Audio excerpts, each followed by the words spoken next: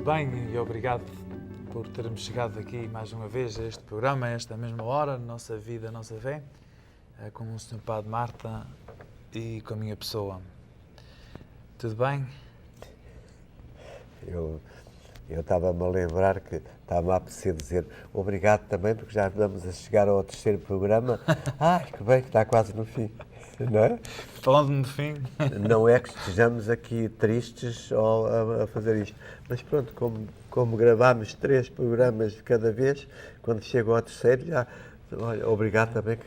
E tem um certo cansaço,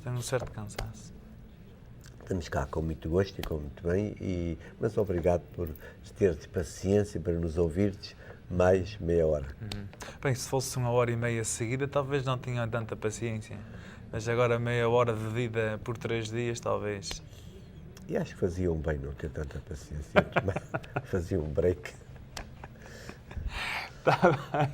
Pois nós hoje, nas missas, aqueles que tiveram a sorte de poder ir à missa, falamos sobre Cristo Rei, que é uma forma apropriada de celebrar o fim do ano litúrgico, antes de começarmos com uma preparação para o Natal.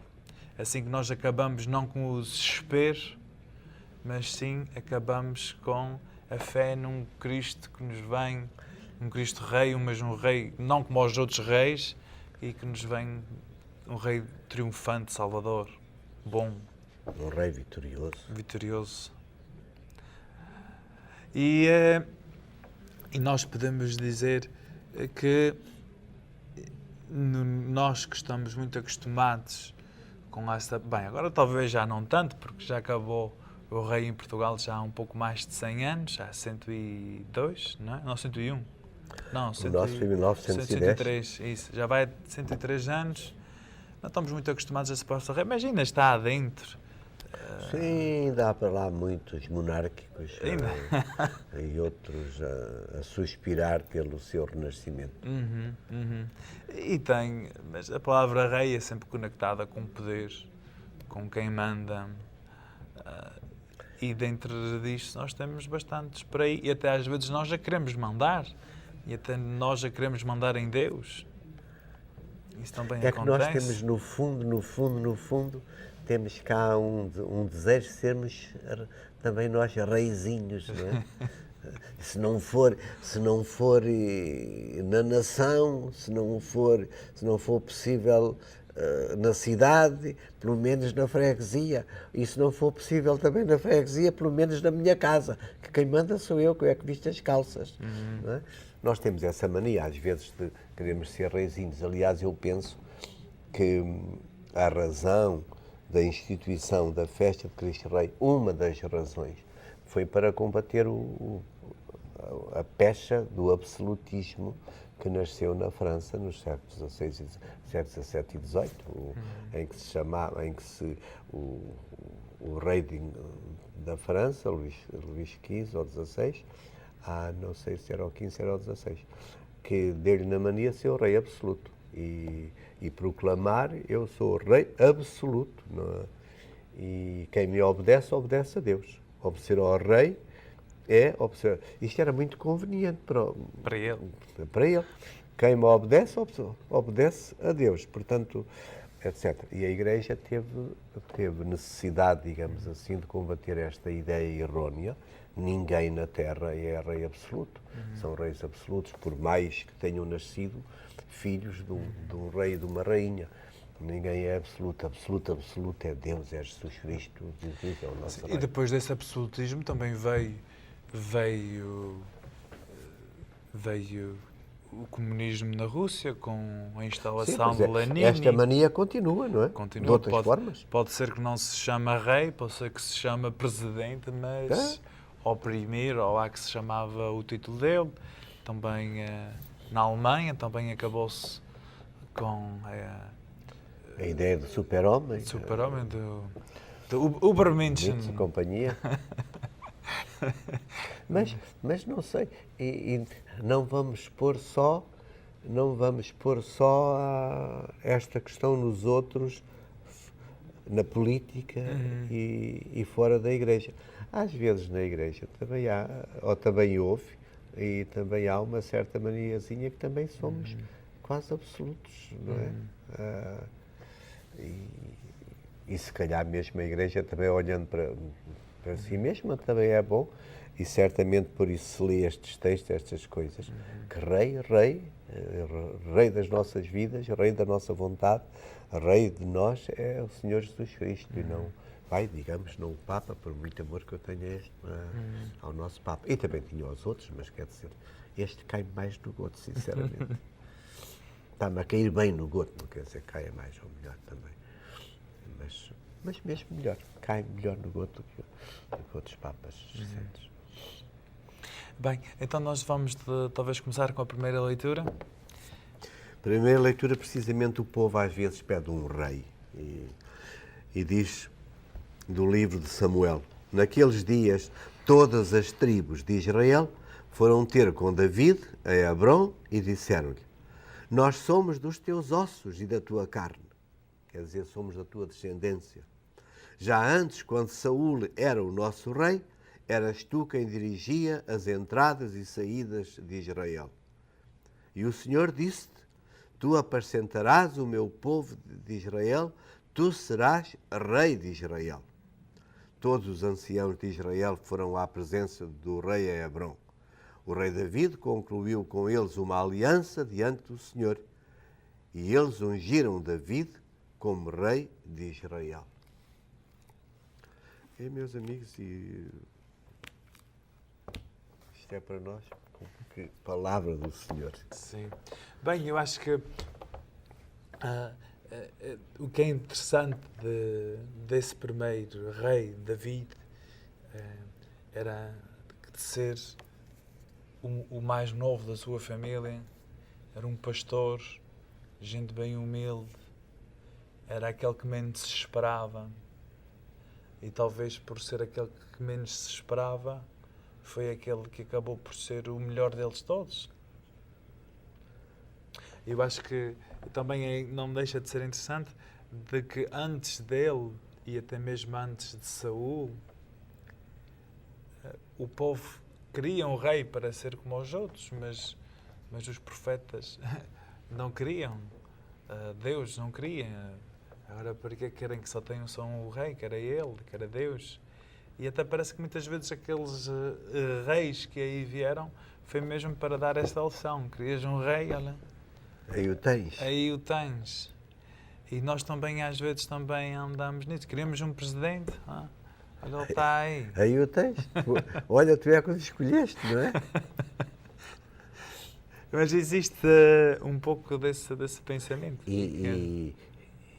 Bem, e se quisermos ir por aí, apesar de termos escolhido mal, mas de tal maneira fazemos deles, do partidarismo, o nosso rei e a nossa obediência, então, apesar de vermos que eles não foram bons reis, ou bons presidentes, ou bons senhores, continuamos a votar neles, ou pelo menos naquele partido, que sabemos que vai fazer a mesma coisa. E depois, se calhar, a gente queixa-se. Depois, se calhar, vem essa frase que tu dizes: olha, mas vocês é que escolheram, vocês é que lá puseram. Ou talvez aí vem aquele pensamento que diz que o povo merece os líderes que tem. Sim, está bem. De facto, o povo às vezes merece os líderes que tem. Porque é que os escolheram, é que os puseram lá, olha, querem isto, andam para trás. Mas rei. Sabe que Cristo mostra-nos um outro aspecto de ser rei e de governar. É próprio dos reis governar, é próprio dos reis ajuizar, é próprio dos reis fazer justiça. Ora, se o rei é mau, se o rei está escravizado por uma ideologia ou por certos princípios, se o presidente, aquele que eu pus lá em cima no posto, está escravizado por uma ideologia ou por um partido e tem que fazer a vontade do partido e não a vontade do povo, nós estamos realmente depois a ter o resultado de: olha, aí o tens, se calhar não mereces outro, porque Porque Mas é isso, assim. Então, eles não gostam que nós falemos destas coisas. Dizem que a religião não tem nada a ver com a política e não deve meter aí. E os padres não devem falar dessas coisas. Bem, e de uma Não lhes convém? Sim, não lhes convém. Mas eu acho que a resposta mais adequada é que todas as decisões políticas têm consequências morais, têm consequências na moralidade. E esse é o campo da Igreja. É a moralidade das coisas. Não há causa sem efeito, Sim. não é? Como, por exemplo, a pobreza. A pobreza é uma questão moral, mas, ao mesmo tempo, não há questão mais política do que é a pobreza. Os partidos são eleitos e postos fora conforme a sua resposta à pobreza. E quem diz esse exemplo diz muitos outros.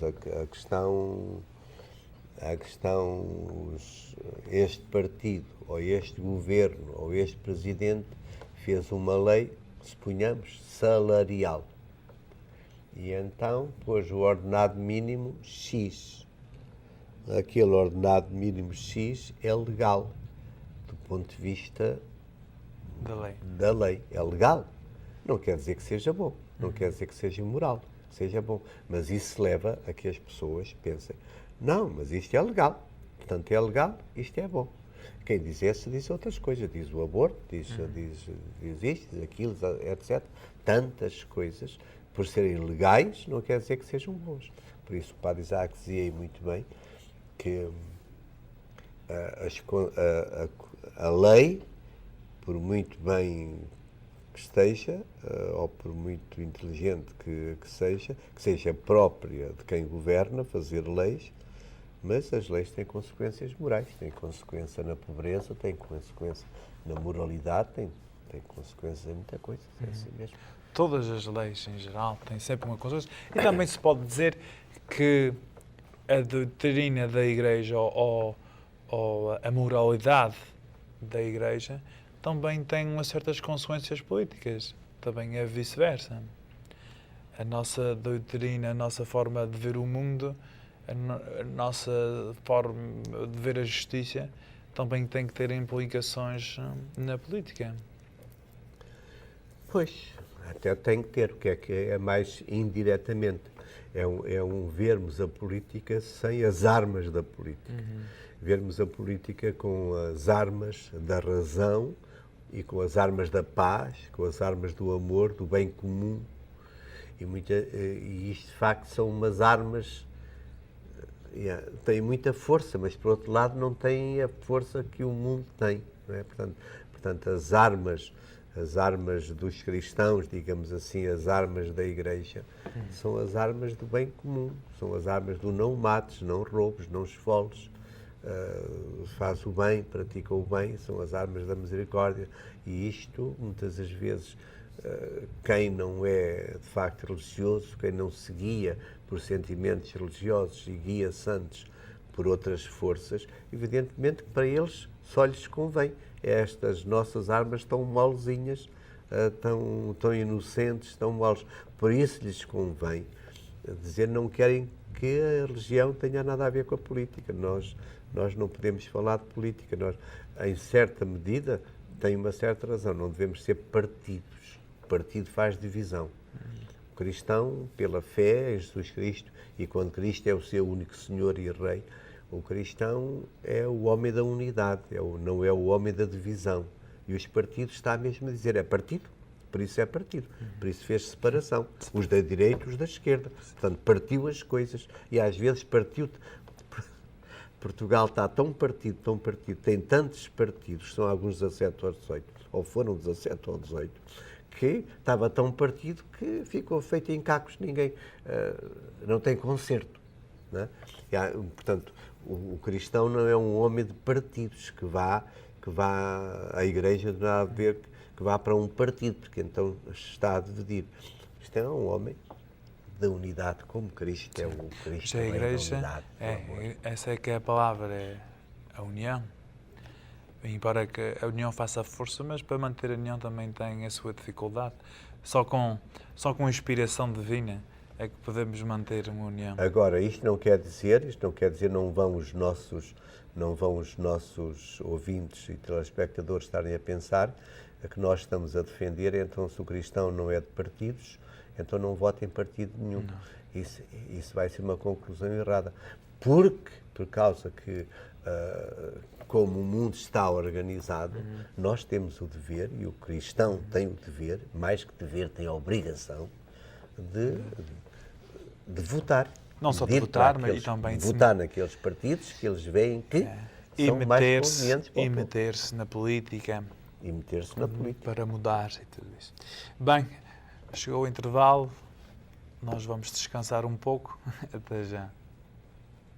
KNXT thanks all its loyal viewers and respected businesses who have supported your Catholic television station. Now you can support KNXT with program underwriting by having your name, your company's name, or organization associated with your favorite program. Detailed information about you or your company will appear before and after each program or day part you select. Keep the quality and spiritual message alive and make a difference. Call 559-488-7440 today or go online at knxt.tv to find out more about program underwriting on KNXT.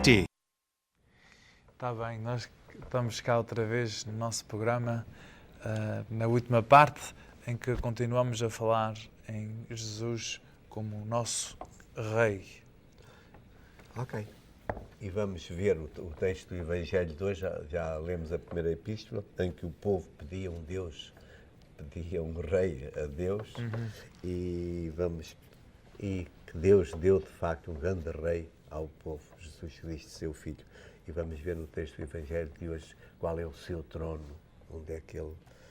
quem é esse Rei. Naquele tempo, os chefes dos judeus zombavam de Jesus, dizendo: olha, salvou os outros, pois que salva a si mesmo, se é o Messias de Deus, o eleito.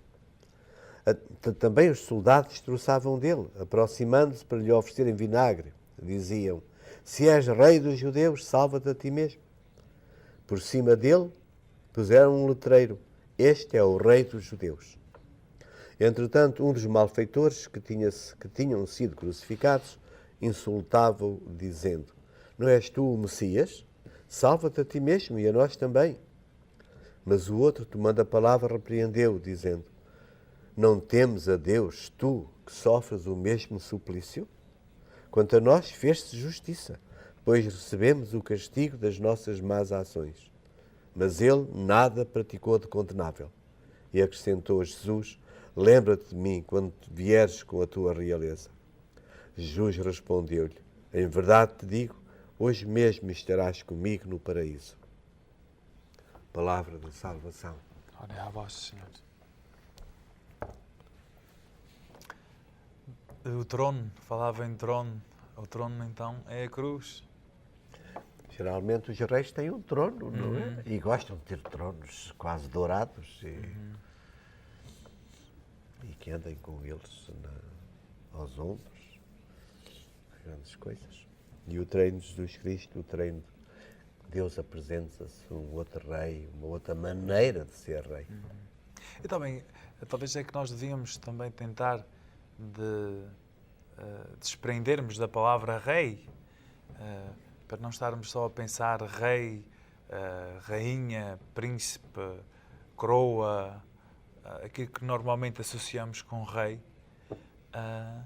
e para pensar mais no rei que protege, o rei que guia, o rei que quer o bem pelos seus, aquilo que leva as pessoas a gostar da ideia de rei.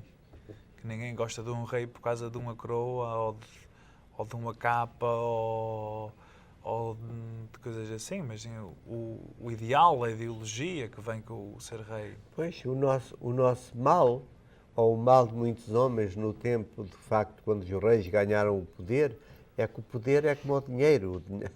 Eu tenho um amigo mexicano que sempre diz isto: quando o dinheiro faz-nos fazer, quando o dinheiro provoca, faz-nos fazer certos crimes, e hoje a gente vê, então, o dinheiro é que é o rei, faz-nos fazer isto, aquilo, aquilo outro, mesmo que sejam crimes. e a pessoa perde a sua dignidade e por causa do dinheiro faz coisas bárbaras. Então o mexicano diz sempre, padre, el dinero es cabrón. El dinero es cabrón. Então, o que é que quer dizer com isto? Que de facto o mal não é eles ser rei. O mal é que eles gostam e vestem-se logo de coroas, de tronos, grandes palácios, grandes riquezas, e para manterem esses palácios, essas riquezas, esses tronos, esses iates, esses aviões particulares, essas grandes mansões, para terem isso, esfolam o povo. E o povo, muitas das vezes, pronto, ou porque não sabe, ou porque é obrigado, ou porque não tem a liberdade total, ou porque não sei o quê, sustenta estas questões. Cristo mostrou realmente, ao contrário, uma outra maneira de ser rei.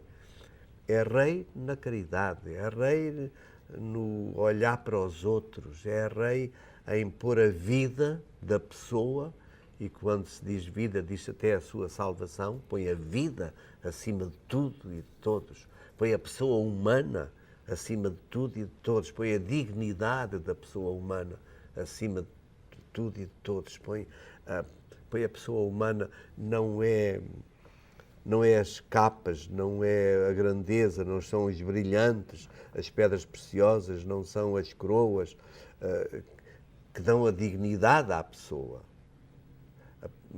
Cristo mostra outras coroas, olha, de facto, a coroa de espinhos, que se calhar vai mostrar a grandeza de coração, a grandeza da alma, o maior na generosidade, etc.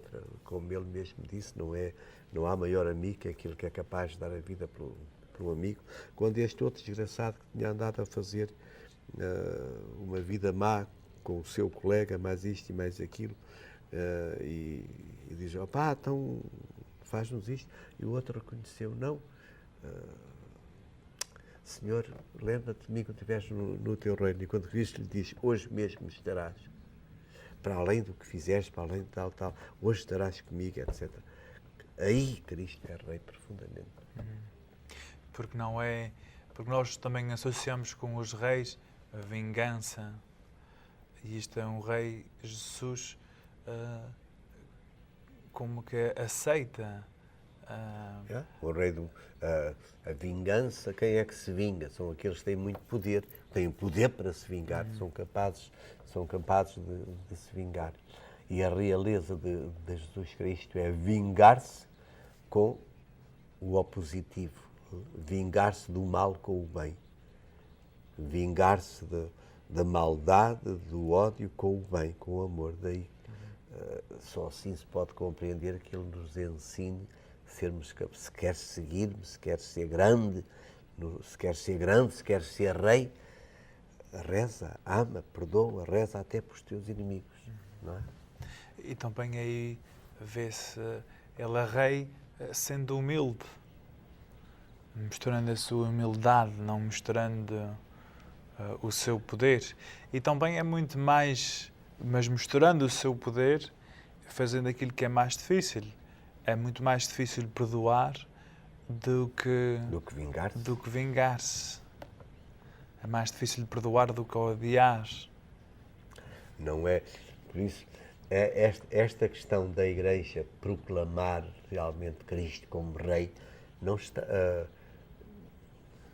é evidente que não lhe está a negar o poder.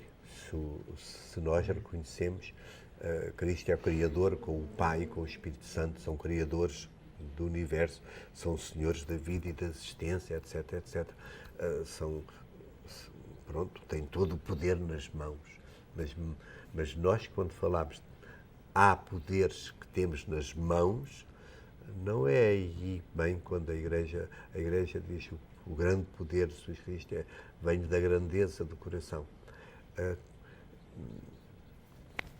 Se nós pensarmos bem naquela capacidade, não é que naquela capacidade, naquele poder, naquele ser capaz de dizer, no momento em que está a ser crucificado, não é depois, nem é antes, nem é muito antes, é num momento de estar a ser tremendamente injustiçado, ser capaz é ter poder, ser capaz de dizer, Pai, perdoa-lhes, porque não sabem o que fazem.